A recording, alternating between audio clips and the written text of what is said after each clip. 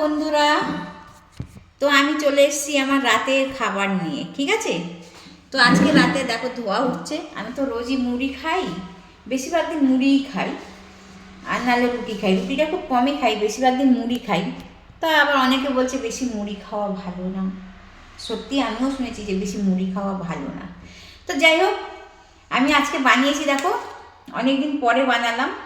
মনে থাকে না যে ডালিয়া বানিয়ে খাবো বা কিছু, সে যখন খাই তখন পরস্পর খাই, আবার যখন খাই না তখন আর মনে থাকে না, ভুলে যাই। তো যাই হোক, আজকে বানিয়েছি আমি দেখো ডালিয়াটা আজকে আমি মন দিয়েই বানিয়েছি। তো এতে দিয়েছি আমি কাঁচা লঙ্কাও দিয়েছি, ঠিক আছে, যাতে একটু ঝাল ঝাল নুন নুন হয়। ব্যাপক হয়েছে বন্ধুরা, বিশ্বাস করো,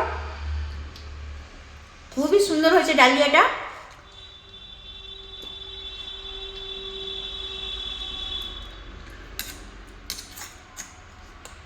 সেই স্বাদ, সেই স্বাদ। এত স্বাদ কেন, কেন এত স্বাদ? পুরো সেই স্বাদ। কাঁচা লঙ্কা দিয়েছে দেখো, কাঁচা লঙ্কা দেখো। তোমরাও আমার মতো কে কে করে খাও।